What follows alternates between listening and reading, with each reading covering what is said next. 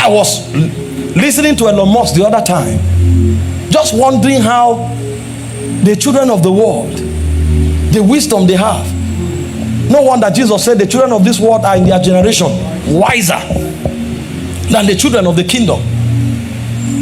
You go to Europe, half of Europe are driving electric cars.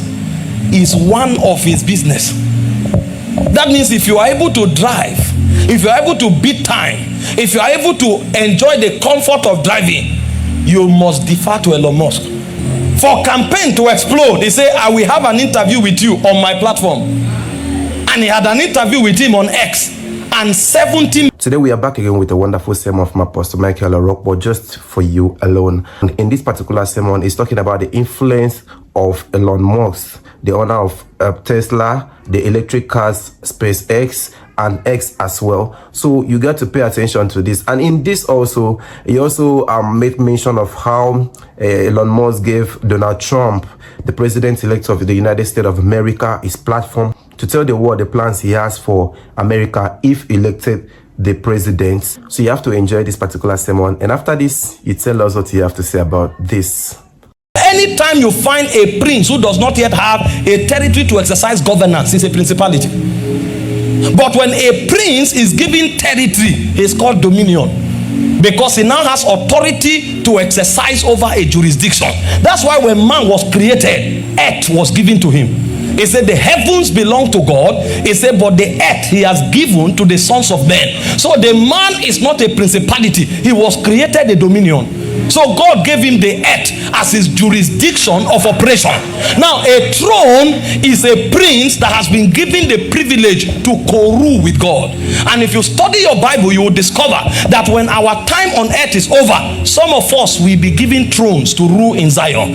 Jesus told the 12 disciples, he said, you will sit with me on 12 thrones, judging the 12 tribes of Israel. So why the position of a dominion is where we were created to function, the position of a throne is one of the rewards that we inherit in eternity. And so anybody who functions well as a dominion will become a co-ruler with God in the world that is to come. And so God created the man as a prince. But what made that man a prince was the fact that he had access to intimacy. The moment he rebelled against God, he was driven from the garden. And when he lost his relationship with God, he became a slave of Satan. It was not about talking, it was about where he stood in God. And so when we are talking about heights, when we say we will access height in the spirit, we are not primarily saying your position in your office will change. Those are byproducts. We are not saying you will buy a new car. Those are byproducts. Because if you think height is all about getting a promotion on your job, how about the owner of the company? So we are talking something that is deeper than mundane realities. See, when you gain height in the spirit, you must gain height in the natural. But the focus is not the natural. Because you don't need God to have promotion. But when you have God, promotion will be a byproduct. So when we are talking height in the spirit, we are talking the depth of intimacy that you have with God. And trust me, this reality is deeper than time. Because when we are talking about life, life does not begin and end with the visible realm. Life actually is an eternal reality. And Jesus told us in John 17 verse 3, he said, this is life eternal. It has nothing to do with oxygen. Today we are back. Oxygen is a support structure for you to operate in the physical realm.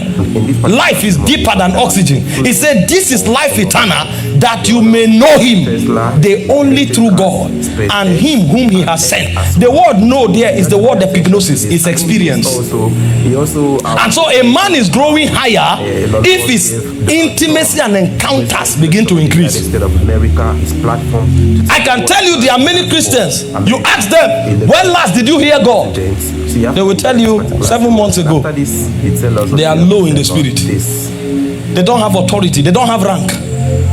Those who have rank, they hear him daily. Elijah said, before God whom I stand, there shall be no rain or dew, except according to my word. He didn't say until God speaks. Until I speak, there will be no rain. So who told you that you have the power to command the sky? Are you not aware that there are geographical forces that regulate rain? When a prince talks, even nature obeys? And he wasn't talking because he understood geography. He was talking because of where he stood. He said, before God, whom I stand, there shall be no rain or dew. And the king thought he was a joker. And he was not wise to get his address until the guy left. It was when he left that the king realized he made a mistake. Because after 2 months, there was no rain. After 4 months, who did that man say he was? The first time they called him a madman. And now the king and all his army began to look for him. And they looked for him for 2 years. They couldn't find him. It was after 3.5 years that the guy found it okay to appear before them. And even before he showed up, God told him, go and present yourself before the king, I will bring rain. And he showed up again and told the king, go. I hear the sound of an abundance of rain. Which ear are you using? I'm telling you the powers that people who have height operate. That's why somebody can sit down and they say, Kai, I hear invest in real estate, and you are saying they are demolishing buildings. You are saying invest in real estate. He said, I'm hearing from somewhere. Where I'm hearing from is different from where you are hearing. So while others are selling their houses, he is buying lands. And then you discover after 4 years, after 6 years, the place he bought land became prime. And then you say, how did you know? I hear the sound of an abundance of rain. There's a place where you stand in God and you hear what mortal men can hear. It's called height in the spirit. The unfortunate thing is that many believers are powered by trends and by the information that fly on media. Meanwhile, where we should hear from, very few are hearing from there. So when we talk about height, we are talking about the depth of intimacy that you have with God. Where are you standing in God? Where do you stay in the courts of heaven? Do you have a place there? Do you have a throne there? If you lose your place, you lose your height. And if you lose your height, you lose your relevance. The second thing that defines height in the spirit is the position of intimacy that you occupy. That's why the Bible says, blessed is a man whom God causes to approach him. He said, blessed is a man whom God causes to approach him. When men are did you not read your Bible in Luke chapter 1 from verse 17? When Gabriel came to Zacharias, he said, your wife will be with child. And Zachariah said, Oga, where I am now, I'm too old to be deceived. I know you appeared, but what we are talking about here are existential realities. They are not things that you can just talk carelessly and expect me to believe. And the guy looked at him and said, do you know who is talking to you? He said, I am Gabriel. He said, I stand in the presence of God. I bring you these glad tidings and you doubt me. That means those who stand there, they don't doubt them. And God didn't tell him to punish him. But because of where he was operating from, he said, now listen, you will be dumb until the day of their performance. And this guy tried to talk. Suddenly he couldn't talk. Because I stand in the presence of God. The same way Elijah said, before God whom I stand, there shall be no rain. You know, we are pursuing things, we don't know what matters. See, those things that you are begging and crying for, there's a place where you stand, and when you talk, they'll become laws. Somebody tells you you will die and you are fainting, it's because of where you are standing. There's a place where you stand. If they say you will die, you will laugh. Because the Bible says, gather together, you will scatter. It said, take counsel together, it shall come to naught. Why? Because our God is in our midst. If you stand with God, no man can challenge you. It's a function of height. He said, there's no enchantment against Jacob. There's no divination against Israel. Why? Not because they are the best military in the world. Because the shout of the king is in their midst. Who told you you are a failure? Where did you even go to hear it? Because those who stand with God, there is a frequency they listen to. Because when God talks to them, the kind of things they hear is that I know the thoughts that I think towards you. They are thoughts of good and not of evil, to give you a hope and a future. Those are the kind of things they hear. How did you know that you could fail?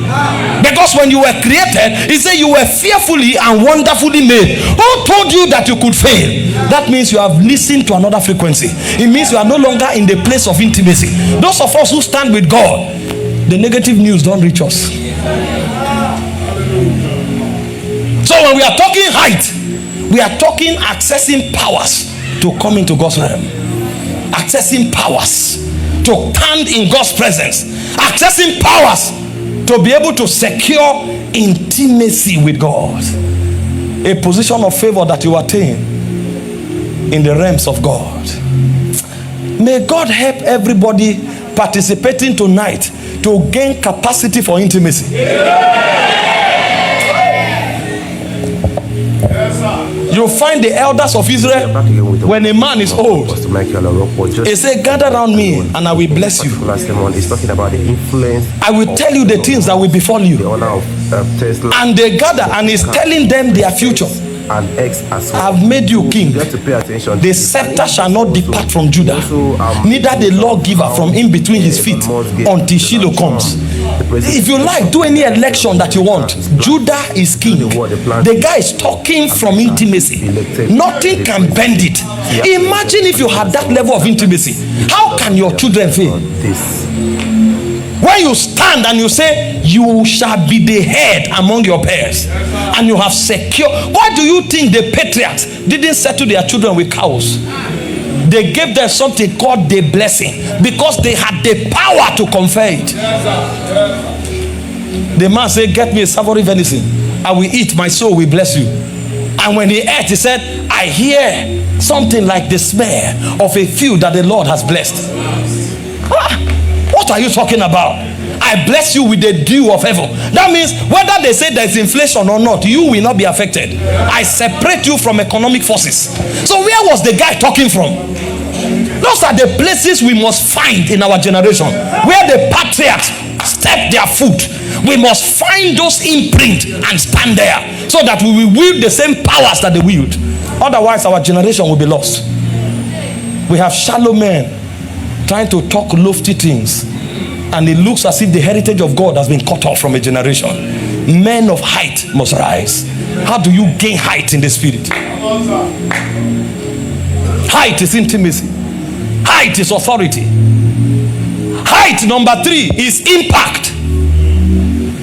Your life must not be about yourself. It's at the lower level that men struggle for what to eat and drink.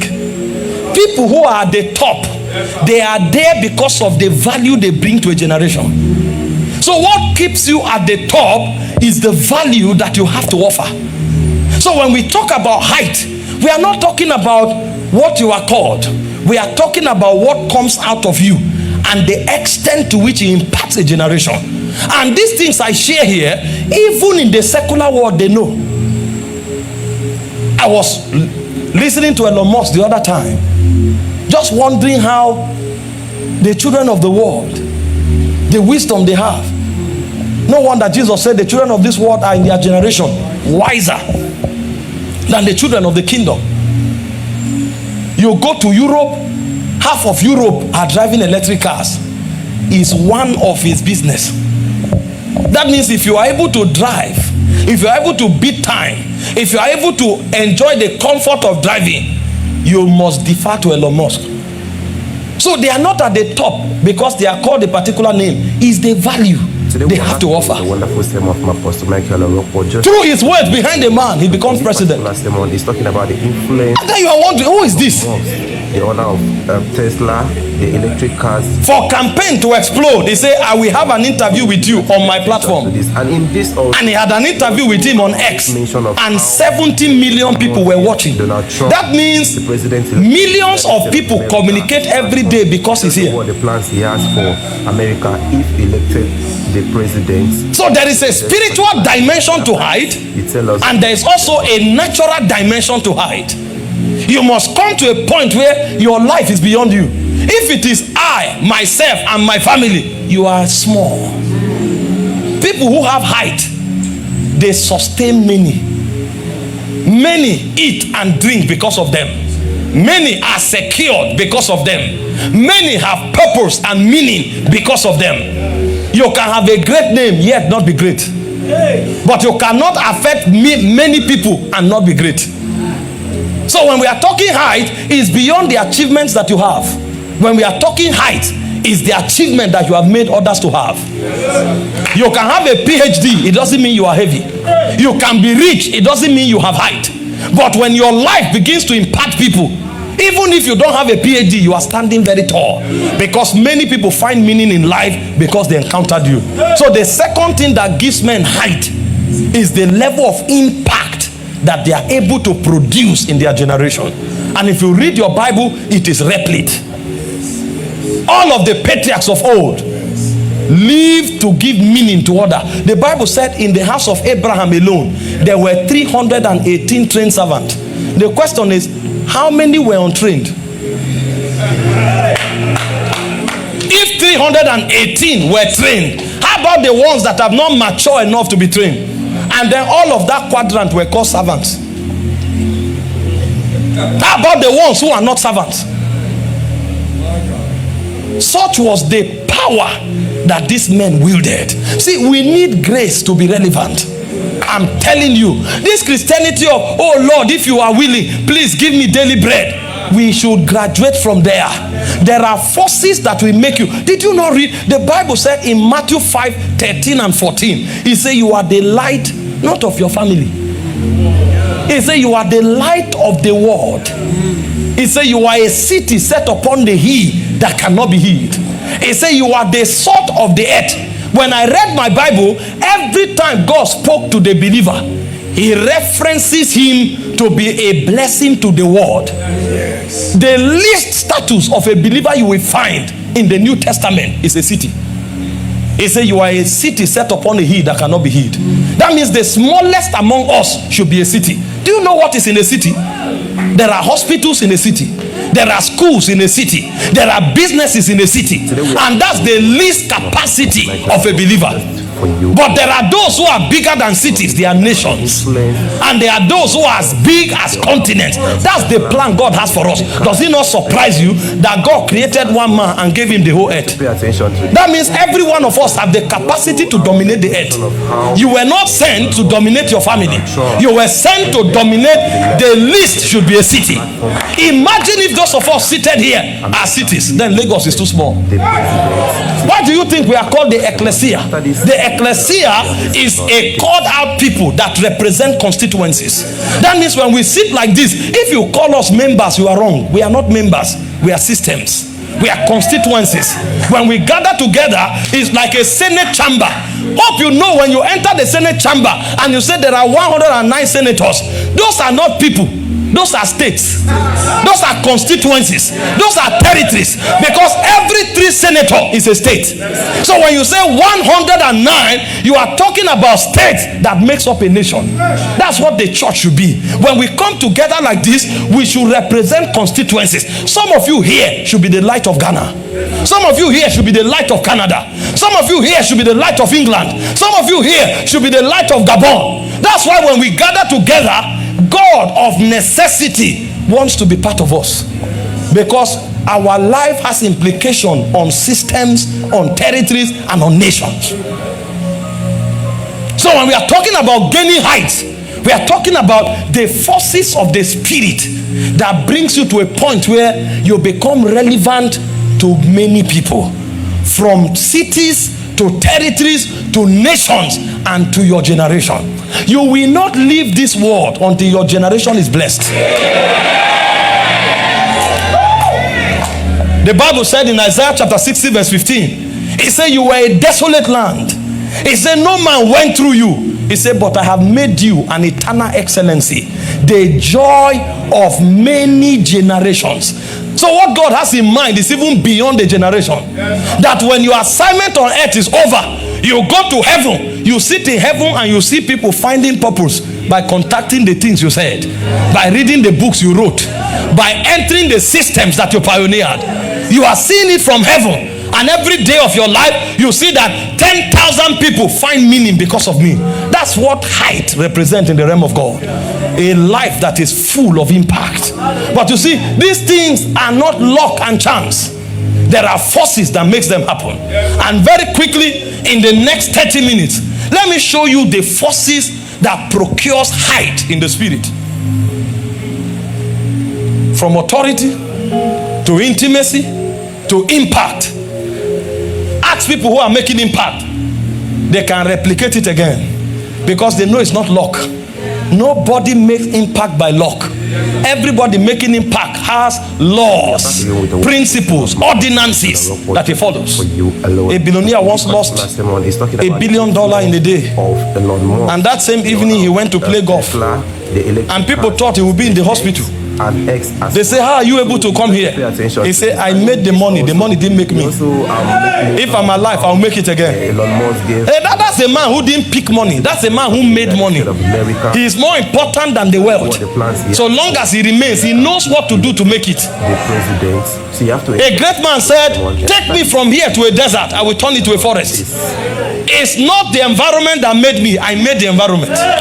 I know environments have effect, but some people are bigger than wherever you put them. They become so big that they break it open, because there are systems and there are structures that they comply to. Those of you who are young here, the things I share tonight, take it personally. Our fathers have played their part. If you think you'll be here just looking for a job for daily bread, you are joking. The world we are going into, the hardest thing to find will be a job.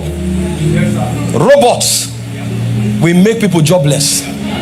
You must become an entrepreneur. You will raise a system of your own. That's the world we are going into. The world we are going into, men who have jobs will be liabilities. One robot can do what 1,000 men do. And robots don't make mistake, because they are wired to operate at high level precision. So you can't be dependent in the world you are going into. Number two, the world we are going into, the darkness we are confronting is higher than what our fathers knew. Because as the generation evolve, the serpent in the garden is growing to become a dragon. Go to the book of Revelation. You won't meet a serpent there. You will meet a dragon. In Genesis, he came with the instrument of lies. In Revelation, he can breathe fire. So if you think the warfare of our fathers is what we'll fight, you are joking. Satan has modified. This is why we must receive what our fathers have taught us, and then we must add the syllabus that God is opening. You can't afford to be lukewarm in this generation. Everybody must bring something to the table. This is not the time for you to be dependent. You must have something to show to your generation.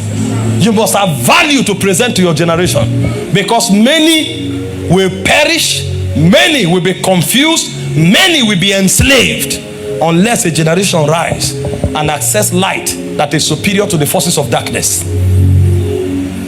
What are the forces that makes for height in the spirit? Number one is ordination. Ordination. Ordination. In Jeremiah chapter 1 verse 5, it said, before you were formed in your mother's womb, I knew you. I ordained you to be a prophet to the nations. That means what you have the capacity to be was written before you came. As touching matters of destiny, creativity is not as important as ordination. God knows everything that you can be and should be. It was already written. And so if you will gain height in God, you must find who you are in God. If you don't find who you are in God, there are authorities you can never wield. There are intimacies you can never access. And there are impacts you can never make. Intimacy is a function of ordination. Authority is a function of ordination. I give you an instance quickly. No matter how wise a goat is, a goat can't preach the gospel, because it's not given to them. It's not part of their ordination. God can entrust many things to a goat. Reduce grasses in a territory. But it is not part of his ordination to preach God's message to a generation. So that level of authority does not exist in that sphere of life. When this meeting was advertised, there was no restriction to the kind of creatures that should come. The flyer was public. Why are cows not here? Why are goats not here? Why are donkeys not here? Every creature was invited. But this level of intimacy selected them out. Only men can have intimacy at this level. And when God created us, captured in our ordination is ability to have intimacy with him. So you must know who you are in God, because that's what will determine the authority that you wield. If you don't know who you are in God, you will not know your jurisdiction. You will not know the level of access you have, and you will not know the dimension of impact you can make. That's why ordination is too important in God. Look at the life of Abraham, for instance. He thought he was a rare catus because he didn't know who he was. He didn't know his ordination. He didn't know what God wrote. And then suddenly, in Genesis 12 from verse 1, God appears to him and says, get out of thy country. You think your country is your advantage? It's a limitation to you. For other members of your family, your country is a blessing to them, not you. You are bigger than your country. Come out. He said, come out of thy kindred. Yes. Come out of thy father's house. Yes. Why? If I leave my country, leave my kindred, leave my father's house, I no longer have an identity. He said, that's right. Because your ordination set you apart. You are a reference figure in human civilization. In human genealogy, you are a reference. So you can't ascribe what I want to do to your father. Come out. That's the power of ordination. And when Abraham came out, he said, now listen, in blessing I will bless you. And he said, indeed shall all the families of the earth be blessed. That means your family, your country will be blessed because of you. But the guy never knew he was following his father. He was 75. And he had not discovered who he was. Now, if you judge Abraham at that time, what Abraham would have called prosperity probably would be 100 cows. I started with 2 cows, now I have 100. And that would have been big. And God looked at him and said, are you not aware that kings should come out of you? Are you not aware that the nations of the earth should be blessed because of you? Today, there are 3 religions of the world that hold on to Abraham as their father. The Jewish people, the Islamic people, and Christians. That's the level of authority that this man had. A man that would have judged his progress by counting cows. God told him, no, count kings, count nations, count religions. That's your level of ranking. That's called ordination. That's why you cannot access yourself until you find yourself in God.